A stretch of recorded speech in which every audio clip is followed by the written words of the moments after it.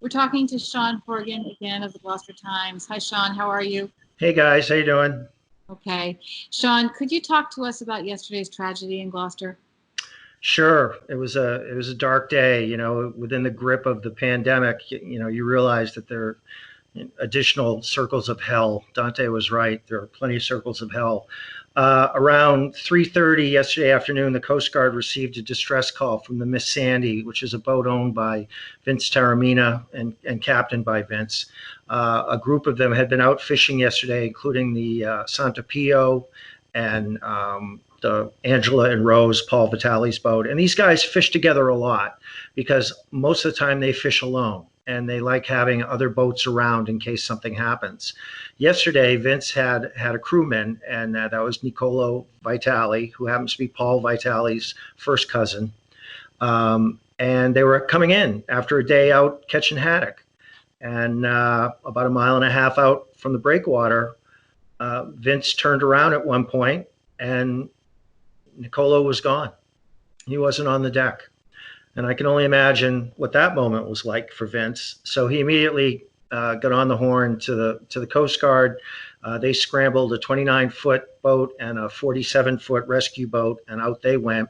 Sector Boston scrambled a helicopter that came down and joined in the search, and they started searching for him. And I'm not exactly sure of the timeline yet as to when he was actually recovered from the water. But it had to be around 4 o'clock. They figure he was in the water maybe up to an hour before they found him. And it was 45 degrees. The water was 45 degrees, and it was rough out there. So they got him on the 29-foot boat, and the Coast Guard guys immediately started, life-saving measures. On the way back in a real swell of chop. That couldn't have been easy. And they got him back to the dock, and the rescue squad, the city rescue squad, was there waiting. And they started working on him in the ambulance. I got there right as they were working on him in the ambulance, and around 4:30 or so, they transported him to AGH, and everybody else just sort of stayed. We were over in Solomon Jacobs Park, and then about 20 minutes later, one of the family members got a call from another family member who was at Addison Gilbert that he had died.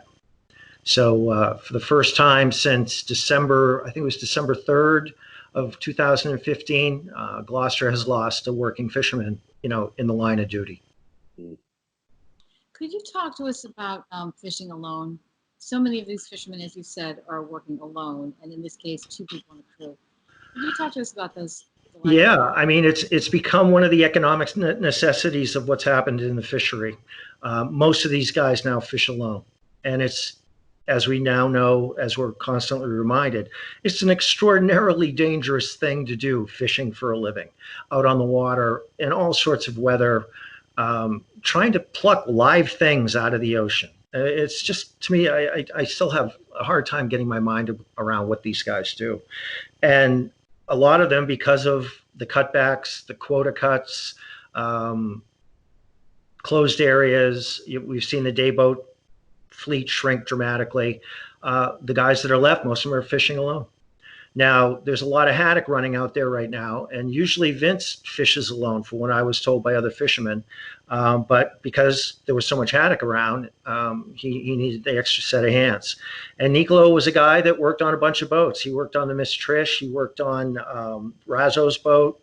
He's worked on, I'm sure he's worked on his cousin's boat. And he's one of those guys who hired out, for the day. And he by all accounts, he was a great guy, funny and just full of life. 49 years old, did what he wanted when he wanted to. Was never married. He would do things like his friends. He's friends with the folks who own Sebastian's. If they needed an extra hand, he'd go work for them for a day, or he'd hang out there. Maybe they'd put him to work in the kitchen or something. Or DeMarco's Cleaners, he would help them out when they needed help. And I talked to Angela Sanfilippo yesterday, and then again today. He was just one of those guys. If you needed something done, whether it was a ride to the airport or something far more serious, he would do whatever he could to help you. And his family was in Italy, right? Well, yeah, his father died 2 years ago, Joseph. His mother, Maria, has moved back to Italy. She moved back to Italy because her parents were getting along as well, and so she lives there now. So they weren't here, but he's part of this incredible extended family, within the fishing community, especially the Sicilian components of the fishing community. They're all related. They're all cousins and uncles and aunts. Nina Groppo is one of his aunts. Angela's one of his aunts, and so it goes on the line. So while his parents aren't here, there's this, very, very real family that's suffering right now. Yeah, and the fluidity with which those families all go back and forth to Italy, I yeah. I mean, he would go a couple times a year, just when the whim, struck him. He would go down and buy an airline ticket and go visit his mom. So it's there's this real connection that still exists to this day, and you could see it yesterday. I was just talking with Safathia about this. She was really struggling yesterday because she couldn't do what she normally did, which was go hug somebody or kiss somebody or whatever, because we're all down there with masks on and no one wants to touch anybody, and it was very difficult. I think that is very different from the way they normally are allowed to handle these tragedies. And now the question becomes, what do you do with the arrangements? I don't know if that's been determined yet. I find it's so hard for so many levels, but there had also been, as you reported, this joyous sense of the Gloucester fishing community having these fish sales on the street, right off the boat, and people were so excited about that. Again, and so there's, in the face of all this tragedy, there's that happy little corner. Yeah. Well, I mean, you grab onto those moments as tightly as you can, because there are other moments like this coming, and for this to happen in the midst of what everybody's already suffering through, it's a weight. It's a weight for these people. It's a real heavy weight that they're going to be carrying for a while. I have to comment also on what an amazing community this is. When if I was spending a little time on Facebook around 4:00 yesterday, and the mayor just posts, "Just start praying." I can't tell you why. Just start praying. Yeah. It was at first, when I talked to Safathia, she thought it was Paul Vitale. And I do know Paul Vitale because I've written about him and know him he's on the Fisheries Commission here. And I said, when she called me, I said, I don't think I know Nick. Maybe I know him by sight, but it's not registering with me. And then she thought it was Paul. And then when she actually showed up at the Coast Guard station, I think she thought it was Paul. So, in typical Safathia form, I was talking to her today, and while I'm talking to her on the phone, she sent me 11 texts. It's a great place we live in. Which is, the only adjective you can use is Safathia-like. I mean, no one else does that. Force of nature, yeah. Yeah, she is. She really is.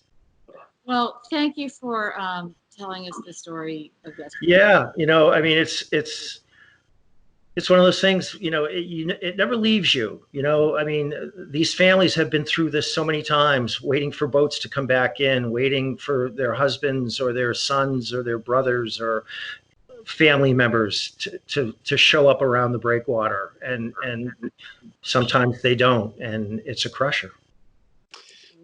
Sean, can I just double back to one thing? You mentioned that sometimes the vessels will go out and fish together. How exactly are they doing that? Well, they decide, where they're going to set up. And so they try to stay as close to each other. I think line of sight is the way they try to do it. And they fish independently, but they're all within the same area, so that if something happens, there's help on the way. And, one of the other issues with these boats is the aging of the day fleet, and, the economics of it. I don't know. I don't really know how they can afford to run these boats with the insurance premiums and things like that. So we hear at times people aren't insured, they're fishing uninsured. And that's really another level of danger right there. So it's a difficult time for these guys, and they finally get a little breathing room. There's all this haddock around. They've got plenty of quota for it. The market's pretty good for it. And then this happens. So. Unbelievable. Wow. But they will regroup. you know, and they will move forward because this is what they do. Mhm.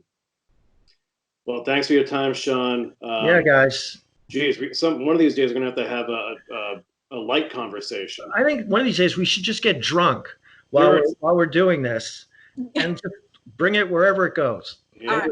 Yeah. That's Well- a good idea. Okay, next week. All Well, right. keep in touch. Take care. Yeah, stay safe, guys. All right. Bye. Bye.